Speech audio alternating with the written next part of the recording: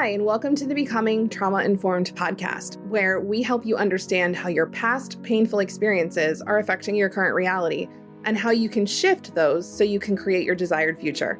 I'm Dr. Lee, and both myself and our team at the Institute for Trauma and Psychological Safety are excited to support you on your journey. We talk about all the things on this podcast. No topic gets left uncovered. So, extending a content warning to you before we get started. If you notice yourself getting activated while listening, invitation to take care of yourself and to pause, skip ahead a bit, or just check out another episode. Let's dive in. Hi, everyone. Welcome to this week's episode. I am really delighted to have a special guest with us this week, June K. Collins, and we're going to have a really cool conversation, interesting conversation around some topics that I think are really necessary to be talked about. And also, depending on who in our audience is listening to this, could feel really triggering. So while we have a content warning before all of our episodes, I just want to put an extra one here for everyone today. We are going to be talking about child loss and, what life looks like as a parent after that happens. So be gentle with yourself as you're listening, and we're going to get started. So hi, June. Thank you so much for joining me. Thank you for having me. I'm excited to be here. Awesome. So I like to ask people, why do you do what you do? What do you do? And what lights you up about it? Okay. So what I do is coach other women who have lost a child. Mm-hmm. And I started that after my own loss of my son. So basically, when I was starting out on my journey, I didn't know, I felt so alone. I felt like I was like the only person that was going through it that understood my loss. So basically what I did was I started reading everything. And that's when I got into neurolinguistics and just all this different types of therapies. And when I started doing that, then I started, I say fixing myself, learning how to deal with it. Because whenever anybody has a trauma, you also have all these demons that come up from your past that maybe you're not proud of. So I had those demons too that I was trying to deal with at the same time I was trying to deal with my loss.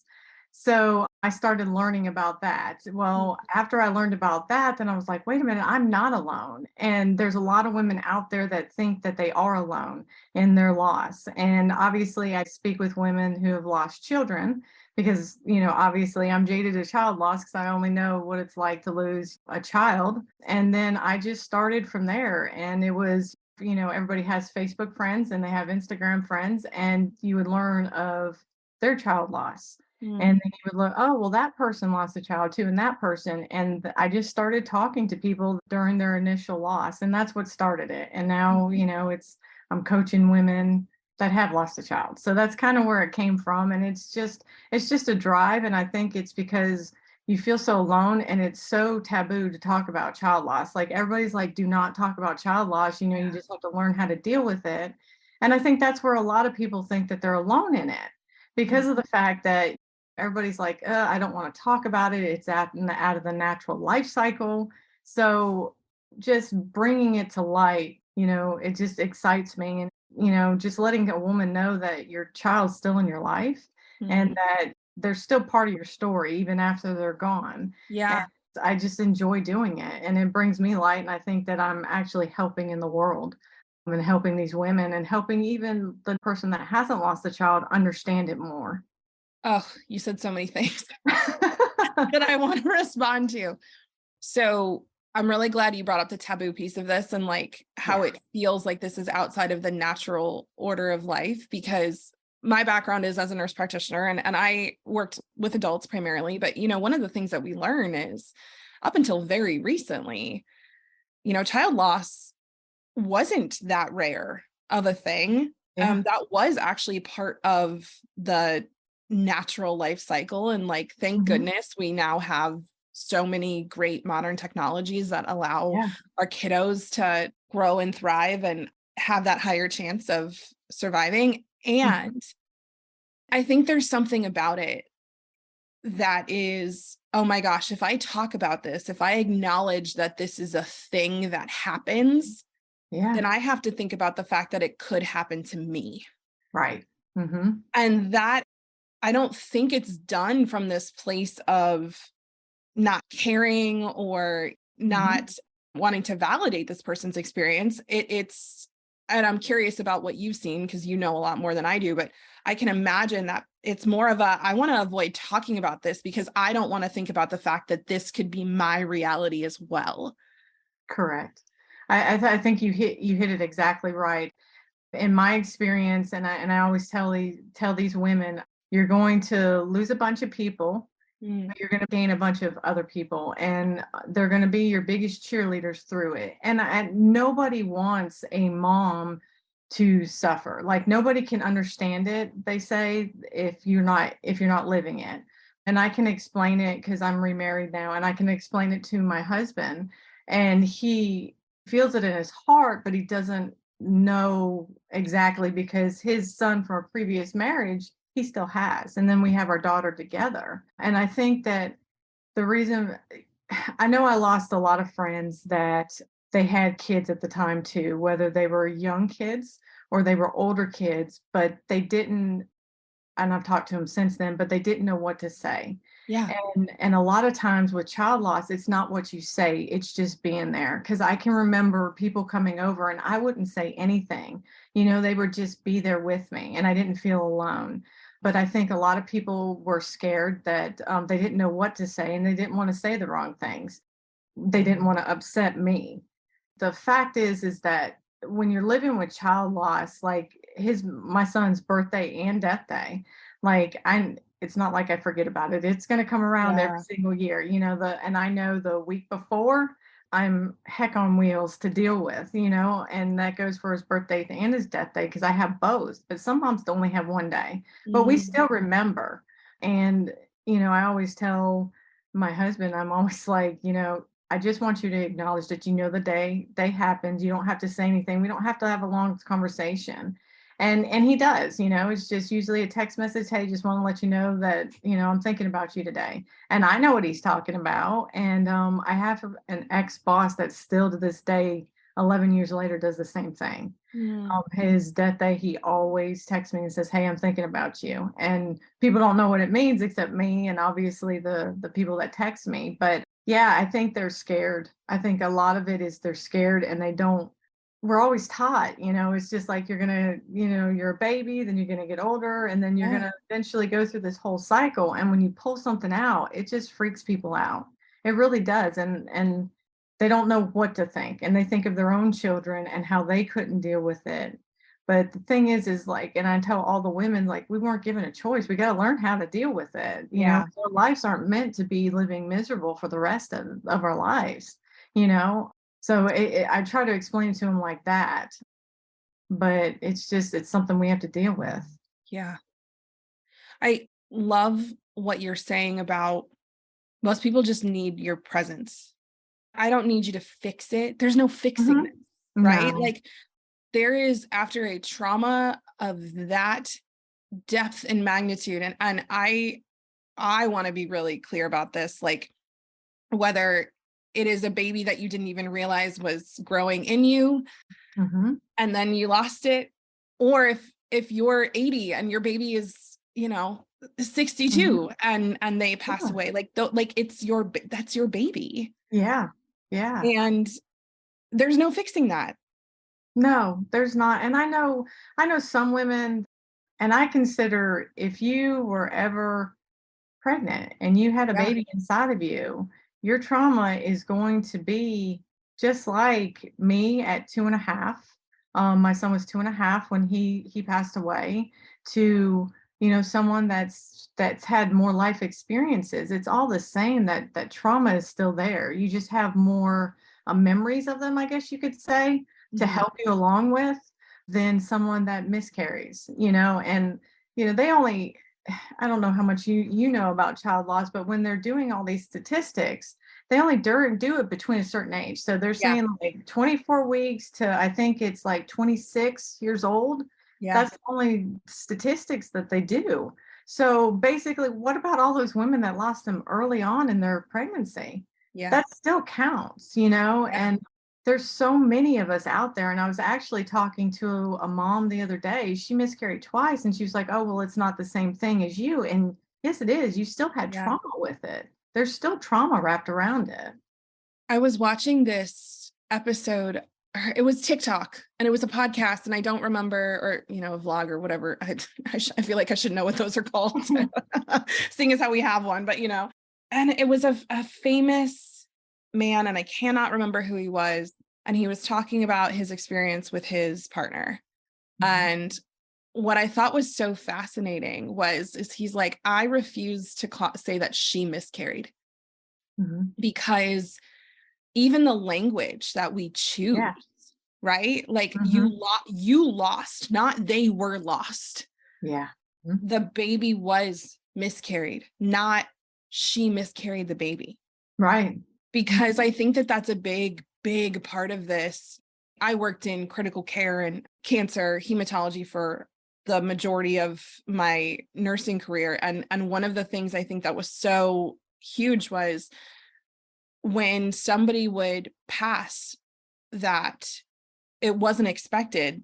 One of the biggest things was guilt on the people who were behind, of like, what could I have done differently? Like, yes. What, there's so much of personal responsibility for mm-hmm. the loss. And regardless of how much personal responsibility probably should be there for the loss. Yeah. So I think even like looking at this from a trauma sensitive perspective of like, how are we describing this experience? And not just for women, but also for, partners, because I think that, and I'm not speaking from experience, but I think that there is, as a mom of 3 kids, nobody can feel about them the way that I feel about them. Mm-hmm.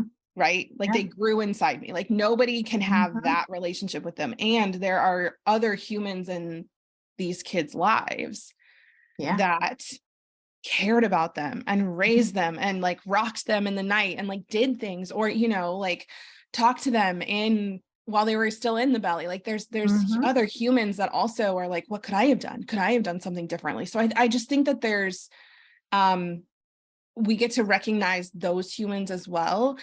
And we get to validate that very special, mm-hmm. no other person has relationship between the human that birthed that baby. And also we get to like really look at our language around how we're describing this, because nobody needs more blame in this situation. Right. And I think you're absolutely right. And I can remember when it first happened, just trying to process it. And I'm in a fog. Yeah. And I can remember processing it like, what could I have done differently? What happened? I thought I did everything right. And I thought this, and what if I would have been, because my son was special needs because of the other trauma I had when he was born. I had a complete placental abruption. Oh my goodness. And it was crazy. That was totally traumatic for me. And he had a lot of brain injuries because I had a complete placental abruption. He wouldn't breathe in. So, I think about, we had to get up every night, and we had to take shifts because he would wake up in the middle of the night because of his special needs. And we had a feeding tube and all kinds of things. And so I think about, what if I would have been the one that was on call that night? Or what if I would have, done something different? And I started like really early on putting that in my head. It's sad, but we do it. We as a mom, we want to blame us. If our kid, and I've talked to mothers with addicts, and I've talked to that end up actually overdosing, sure. and mothers with kids that have committed suicide. And like there's so much guilt there. And what if I would have called them? Or what if I wouldn't have been that mean to them and told them that I wasn't dealing with their addiction anymore? Or what if, what if I would have gone by their house? Maybe he wouldn't have committed suicide. And the moms start to put this blame on them. And because what are we? We're moms. We try to fix everything. Yeah.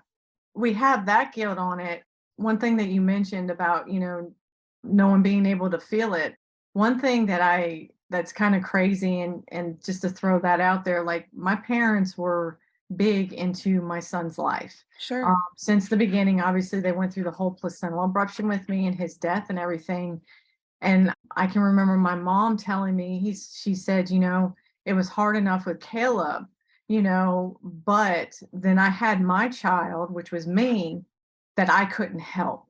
Yeah. So I'm dealing with my grandkid and then my child who I want everything in the world to help them. I can't help. I can't Mhm. fix this. Mhm. So you have that side from the grandparents too that are sitting Yeah. there and they want to help and there's absolutely they can't fix their child too. Yeah. So it's Oh a double gosh. whammy for grandparents too.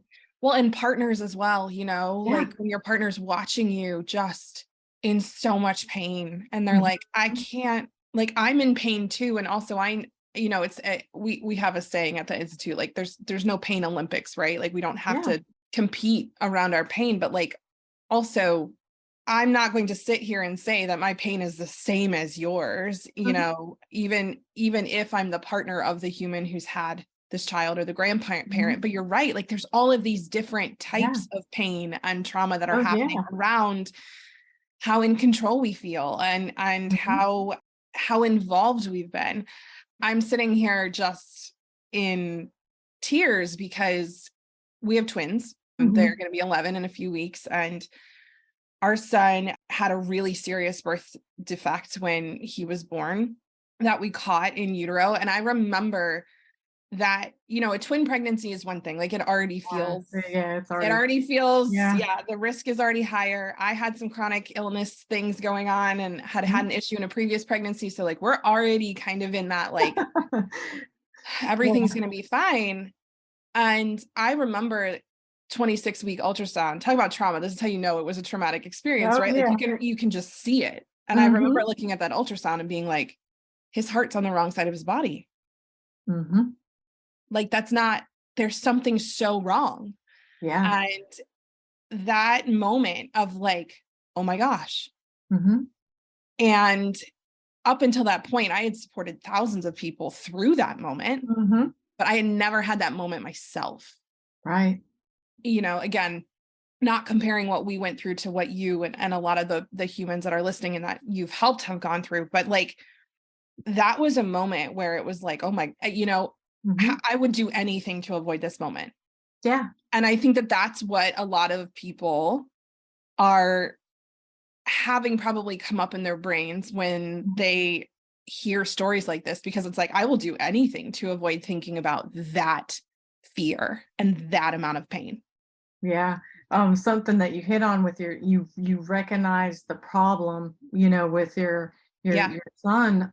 I've done law enforcement for years. Mm. And the night that my son passed away, obviously we had all the ambulances. I knew all the cops and the EMS and I knew the dispatchers we were talking to, but the way they were phrasing things and what they were doing, I knew, but no one else knew. My dad didn't Mm. know, my mom didn't know, my husband at the time had no clue.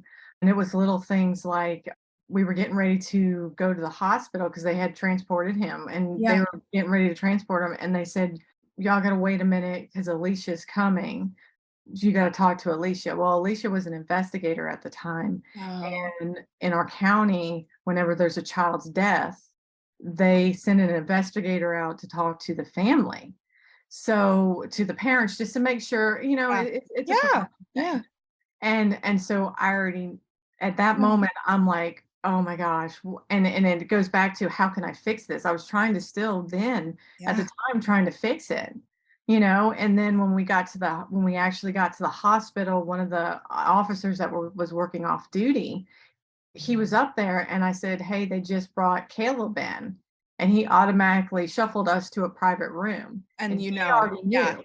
Yeah. the And private room is, yeah. yeah, and Mhm. I knew, my parents didn't know, my husband didn't know at the time, my husband at the time didn't know. And it's just like it puts that added pressure. It put the added pressure on me, like, how am I going to fix this? This isn't going to be good. I know they know, but the people, my family has no clue what's going on yet. And Yeah. and the same thing with you. I'm sure it went through your head like, oh my gosh, they don't know. I know what's going on. How Yeah. are we going to explain this? How are we going Yeah. to make this better? As a mom, how are we going to make this better? Yes. I remember looking at the ultrasound tech and I was like, am I seeing what I think I'm seeing? Hmm. And she, you know, they can't say anything. Yeah. Oh, So yeah. she's like, I'm going to get the doctor. That sentence right there, as an, Hmm. I'm going to get the doctor. And I looked at my husband, and he's just like beat bopping in his seat. And I was like, this Hmm. is not, we're not good. We're not good. Yeah. And he's like, what Yeah. are you talking about? And I'm like, we're not good. Yeah. And, but there's also, I think that's another layer you're talking about of the responsibility of, I've just lost my child. And also like, I am the most knowledgeable one in the room. Yeah. So there's almost this responsibility of like holding that for Hmm. everyone else. Yeah. And I think a lot of us moms we're used to holding it. Like I Hmm. will hold it. I will experience the pain. I will like sacrifice myself so that everyone else is good. And in that moment, it's like where there's nothing you can do. Yeah. You can't. And you probably were the same way. And I think it's a mom thing. Like we try to be stoic and we try to be Yeah. strong. And I can remember when we were driving to the hospital, I made the comment to my ex-husband. I was like, look, when we get to the hospital, it might not be that good. I didn't tell him that he had died, and he Yeah. was like, no, you just gotta be positive. He's a typical dad, and Yeah. no, be positive. And then when we got there, obviously they told him, but I was still trying to be strong. I was still trying to hold on to everybody. But when I saw my parents, that was it. Like when I saw my Yeah, because parents, you're I their lost baby, it. right? Yeah, yeah, Right. Yeah. Yeah. Oh my gosh. I'm just witnessing you so much around that. Like I can't even imagine. And I'm curious too, what does that do to a marriage? Like what does that do to, I know it's significantly impacted your work, but like Hmm. how do you go home? Hmm. My brain can't even fathom going home. Yeah, yeah. So for the marriage part of it, I think there's two different ways that your marriage can go. I've known both sides, and obviously I was the divorce side. Yeah. But I believe that families that when they were together before the incident happened, that were really strong family groups, they stay together and they grow together through the loss, even though men and women deal with it differently. Sure. They grow through the loss, and they are the strongest married couples that I know. Mm, But for us, we were already having a lot of problems because we were still dealing with my son being special needs and trying to yeah. figure out what he needed and how do we get him to this doctor appointment and who's on this shift. And we lost our marriage, I think then. We were going downhill. So when my son passed, when our son passed, we just separated. So that's kind of where I get with the marriages. They're either really, really strong and stay together and they're like inseparable, or they get divorced if it's not a strong family unit. Yeah. And like for us on the way home, it was complete silence. And then I can remember when I first came home, like my mom was like, oh, okay, well, I forgot to turn off his feeding tube. So the feeding tube, the milk got all over the floor, or it's Oh a my special God. formula, but milk got all over the floor. Let me go and clean that up. And now that I have years behind me, I think it was just I knew that was the last time that I was ever going to have to do that. Mm, It was one last thing that I had to help him with. And I think that's why. And then another reason is I just didn't want to think about what just happened. yeah. I'm still like and the mind's weird anyway, but your mind's trying to catch up, your Yeah. mind's trying to assign it. So basically your mind, when something like eventful happens like this, your mind's trying to assign an emotion to it. Is this a happy moment? Is this a sad moment? How should I feel? And so over that 4 hour period of time, there was so much that was going on. Like my mind was trying to catch up with it. Yeah. And I think it was my way also. Well, I'll just go clean that up so I don't have to think about what I just went through too. Yeah. And I think at the time too, my mind's still trying to catch up with, did this really just happen? This is just, am I dreaming? This Am I like dreaming? what's going on? Yeah. Yeah. Well, and I think what you're speaking to, one of the things I hear people say after really significant traumas is that like if it feels like I'm in a dream, it feels like things are slow motion, like I feel really disconnected. And Mhm. I think a lot of people make themselves wrong for that, Yeah. right? Like people could hear your Mhm. story and be like, how could she just go in his room and like clean that up? And Yeah. this is something that matters a lot to me to have people understand is your brain is protecting you in that Mhm. moment. Yeah. because if you felt the full weight of all of that at once, Mm-hmm. most people are not going to be able to tolerate that. And so your brain says, okay, take the languaging center offline. You said Mm-hmm. complete silence, right? Like our sense of time is going to be distorted. Our Mm-hmm. sense of emotion is going to be distorted. We're going to dissociate. We're going to like disconnect our being physically present from our minds so that like we can survive this. Yeah.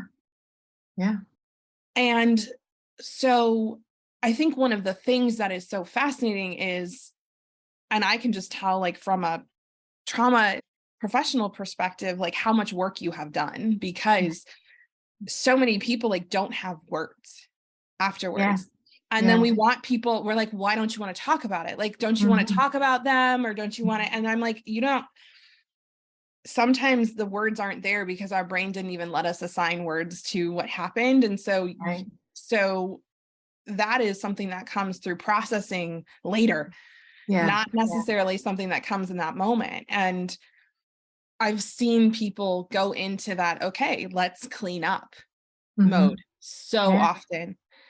And I think that I really appreciate you talking about it, because I think that's one of the most misunderstood things. People are like, how are they so stoic? How are they so callous? I'm Yeah. like, they're not stoic and callous. Their brain is going, we can't think about this. Yeah. Let's go focus over here. Mm-hmm.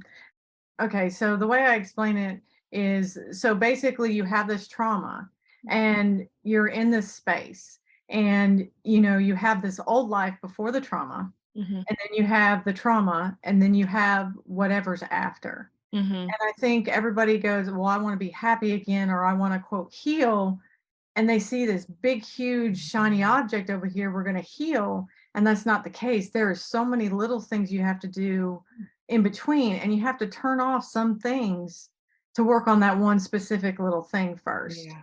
And the first thing that you have to do is say, okay, well, I do want to get better. I want to figure out what this quote heal thing is, or I want to figure out how to deal with it. And there's little tiny steps in between all of that.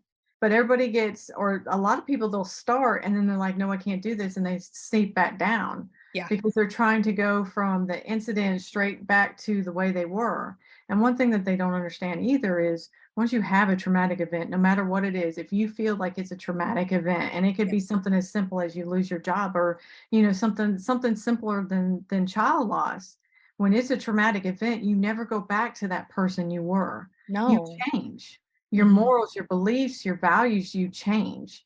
And I think a lot of people get stuck, well, I'm not that person I used to be. You're never going to be that person again. And that's not a bad thing, because I think I'm a totally better person than I was then. Not to say that I was a bad person, but I'm a better version of me now. Yeah. But they get stuck on, I'm not back at where I was, but they're never going to be there again. And I think that is, this isn't like validated through data, but I would say after like studying this for a really long time, that is the fundamental thing that I think determines if someone's going to be able to recover. Is, are they trying to go back, or are they trying to move forward? And I get it. I get wanting to go back. I get wanting to go back 5 seconds before that thing happened and just choose a different path, or do something different. And I think that that's where a lot of the, well, like, what if I had just done this, or what if I had just done that? That's another piece of it. What if I could go back? And so there is so much validity in like letting yourself go there for a while, because it is part of the process, is like mourning the fact that you cannot go back. Right.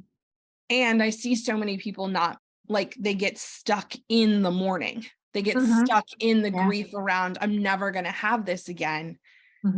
And not just around child loss, around anything, people who have physical traumas. I have a lot of humans that have a lot of chronic pain, and they're like, what if I just want to get to the point that I don't have pain anymore? And I'm like, great, like maybe you'll get there. And like, what if we shifted the question to, if I have pain every single day for the rest of my life, how am I going to live around that? How am I going to live with that and through that? And so I think that people do one of two things. They either try to, like you kind of said, they either get stuck in that mourning, Mhm. or they try to like fast forward and go, okay, I'm just gonna like be a new Mhm. person now and I'm gonna like get over it and move on. And it's like, okay, but there's a Mhm. lot under there that you did not feel.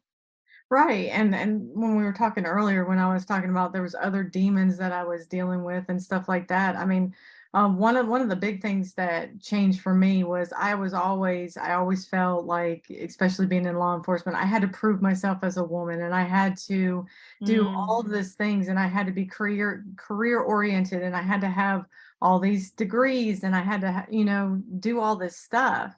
And then afterwards, it was just like, I was actually in the last class, but I had to write the last paper to get my bachelor's degree mhm. the week that he died. Oh my And, gosh. so obviously I got an extension and everything like that. And a week later, I think I ended up finishing that paper. I couldn't tell you what it was written about, but Yeah. passed and I got my bachelor's degree. Oh But my I god. can remember sitting there and it coming in and being like, this doesn't mean anything to me anymore, you Yeah. know? And it's little things like that, like aspects of your life that change, and you really don't know who you are anymore. Yeah. Really don't. And you got to figure out, like, these women or anybody that goes through trauma, what are your beliefs? What are your values? What are your morals? What are you about now? Not what you were about. What do Yeah. you believe now? And it's Yeah. little things just like that I just mentioned. And it's throughout your whole life, and Mhm. different things that you used to view one way changes. Yeah. That's how we define trauma, right? Is that it shifts how you make meaning Hmm. out of things. So it shifts how you see yourself or other people and or the world at Hmm. large. Yeah. And the interesting thing is that recovery is you shift the Hmm. way you think about yourself, the way you think about Hmm. others, and the way you think Yeah. about the world. Hmm. And you make those shifts in a direction that feels aligned for you, that Right. helps you make meaning out of everything that's happened to you. And I get frustrated. I will admit this. I get frustrated with people who are like, well, your purpose is in your pain. And like, like you just get to like make a new meaning out of it. And I'm like, yes, absolutely. Hmm. And Yeah. again, going back, did you mourn? Did you lay on your floor and cry so hard that you got sick? Hmm. Did you rage at God or whomever for like Mhm. what happened? Like did you feel it? Yeah. Yeah.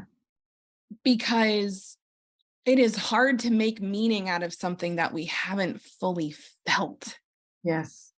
Yeah, you're exactly right. And I think that's where you see a lot of people that grieve. They'll make their lives so busy that Yep. they don't have to deal with it. And I can give you an example. Like a month or two after my child loss, I enrolled in my master's degree Of program. course. Yeah. Because that's what you do, I mean, yeah, go take another degree. So I had my work, which I was working overtime and working way too much. And then I still had this little bit of time. So now I'm going to throw myself into a master's degree program, which is fine. I wanted to do it, but it was not the right time. Yeah. Right then it was to grieve. But the easiest thing for people to do is, I don't want to feel it. So I'm just going to pack it up and move it away. Mhm. And it doesn't help with the grief process anyway, because any kind of grief. So like for my son, after he passed, what most people do is when they think of somebody, they think of that last experience that they spent with that person. So what is that for me? It was Yeah. grief. And what is Yeah. it for those mothers? It's the grief. But Oh, you yeah. got to train, like for me, I had to train my mind to think of the positive things. The time when I took a special needs kids to the Bahamas, we went to Oh, the wow. Bahamas, or the times that, we went to the park with him. And those are the times that I had to replace that last incident, which was his death, obviously, with. Yeah. And people are still in that mindset of they died. That's the last memory. That's the first memory that comes to their mind when they think of that person. Think about your grandparents. If your parents had passed, you think of that last memory you had, whatever it is. And they stay in that. They think of that last memory instead of saying, nope, I'm not going to think about that. I'm going to think about the time that he hit a home run, or whatever that great Yeah. best experience you had with them, and all those memories. And if you could bring those memories forward, it would really help. Mm. I'm curious, what meaning has come forward out of all this for you? Like, what do you now think about yourself? What do you now think about the other people? Like, what do you think about the world? That's still so interesting. I know, right? I was like What, that, just a tiny what? question. Yeah, no. So now personally, I'm an introvert. I am a big introvert, and I learned about that after I started saying, "Hey, let me find out who I am." I'm Yeah. a big family person. I believe in taking care of my family. You mentioned earlier about, the pain and purpose and everything like that. I think I'm living my purpose now. I think that before I was lost, like I did not know what I really wanted to do in life. And how I got into law enforcement was, it was just like, this is interesting, let's do it. Yeah. So I think I have a clearer picture on what I am and am not going to do. As in anything in life, if I don't want to do it, I'm not going to do it, and I'm going to take care of my family, and my family always comes first. And I think those are the two biggest things. And I just think that I don't have any limits on me. And people talk about affirmations, but the Yeah. thing that I used to tell myself all the time was, I've already lived my worst day. Every day after that day is going to be better than that day was. And whenever I had that bad day and I didn't know how, at that time, I did not know how to deal with it. I didn't know, how do I fix this? I'm in a bad mood. I don't know how to do it. And I didn't know what worked for me. I would say that over and over and over again. Mhm. Even today, I have bad days still. Everybody has bad days, and I'll tell myself that, there's no day that's going to be as bad as that day was. So I can work through anything. And I Mhm. truly believe that now. I believe that that's the worst thing that I will ever go through in life, and I will never have another trauma. And I will tell myself I will never have a trauma like that. But obviously, there's still issues because I have a daughter now that I had Yeah. after the fact, but after my son passed. But I deal with those issues as I go. But I Yeah. just that's my motto, is like, I can do anything. Mm. If I can, and that's another thing, is like, if you can be functioning in society, and after child loss, you can do anything. You That's can do anything. Yeah, that's what just came, is like, even if you have another absolutely awful experience happen Yeah, to you, guess what? You're like, okay, I've been here. So many people, I think, avoid really finding out who they are yeah. and Hmm. feeling those feelings because they are afraid that they're going to hit bottom, Rock bottom. depths, Yep. worst day ever. And having been in a few of those scenarios where I'm like, I am part of somebody's worst day ever. Yeah. You know, it's not my worst day ever, but it's their worst day ever. Right. Right. Hmm. Watching people move through that and come through that is, I think we're afraid to get close to people who are going through that, but there's a gift in allowing yourself to go there and be Yeah. there with them and sit with them in that, because it just, for me, it just reminds me, like, I can survive anything until I don't. Yeah. I'm gonna survive everything I survive, and I get to choose how I go through that experience until I don't, and then I won't, and then I don't have Yeah. to worry about it anymore. Right.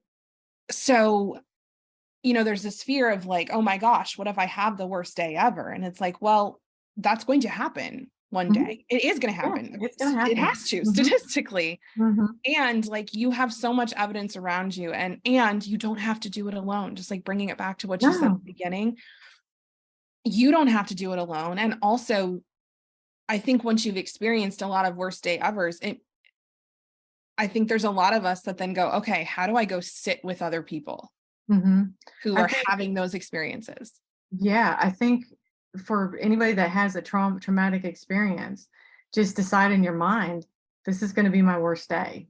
And no Mm, day is going to be worse than this one. So let me start working on myself. Because you don't have to stay, okay, if you, like for me, I was fighting demons. I hit rock yeah. bottom. And I wasn't. I always tell people I wasn't suicidal, but I always said, if something happened to me, I'd be okay with it because I get to go back to Caleb. Yeah. Which is still totally the same thing, but you don't have to go there again. Just accept and understand where you're at now, and then know that tomorrow's not going to be like this because I'm going to make that change. Yeah. And I think a lot of people are scared to go that deep, but you don't ever have to go that deep. Once you do it one time and realize where you're starting from, you don't have to go there anymore if you don't want to. That is a quote right there. Yeah. And you're right. Cause I, one of the things that I do with people, and I'm guessing you support people through this too, is, I take people back to their worst day in a safe, supportive way. To go. Yeah. And they are always terrified to go there. And then when they come out, they're like, oh, what's been happening is I've been living my worst day over and over and over because I haven't been willing to actually feel the worst day ever. And now that I've fully felt it and like made meaning from it. Okay. Yeah. I don't have to do that again. No, never again. Just one time.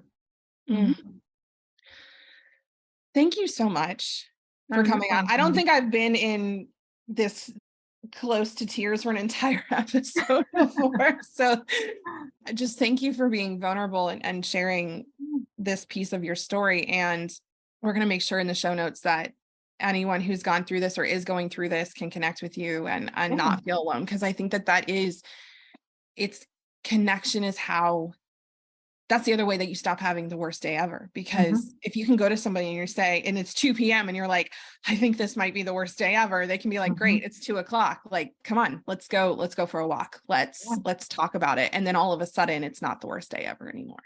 Right. Definitely have to find, I always tell all my women, you got to find your people. Whatever your tribe is, you got to find them. And and the way that, I teach people, the way that you teach people, you're going to have your specific tribe and keep working with whoever until you find that perfect person, and those are your people, and run with it. Yeah. Definitely run with it. Yeah. And those communities exist everywhere. Yes. And also I'll say this is, if you can't find one, maybe you're meant to do what June and I did, which is create your own. Yeah. Because I didn't have one. And it sounds like you went out and created your own too. And sometimes that is the purpose. And the pain is like, wow, I went through this and no one else is talking about it and everyone else is suffering alone through this. So like, how do we stop? That's exactly how I did. And again, I urge everybody that don't take what people and you used to do. This is a new day. So if you want to start something, because I can remember a teacher in high school tell me I couldn't read. And I wrote a book, prove everybody wrong. You don't have to live from what was, just go out and do it. And if you don't know the steps, I mean, I know anybody could contact me. Hey, how did you start this? Or contact you. Hey, how did you start this? And it's easy. Yeah, I did boom, boom, boom. And you just have to be consistent. Yeah. That's all you do is be consistent. Yeah. Thank you, June. Oh, you're welcome. You're welcome. All right, y'all. We will see you next week. And if you want to share anything that came up for you during this episode, send us an email, send me a DM, reach out to June if this landed with you, because we really love hearing your feedback and your responses. So we'll see you next week. Thank you so much for listening to today's episode. Invitation to head to our show notes to check out the offers and connections we mentioned. Or you can just head straight over to institutefortrauma.com and hop in our email list so that you never miss any of the cool things that we're doing over at the Institute. Invitation to be well and to take care of yourself this week, and we'll see you next time.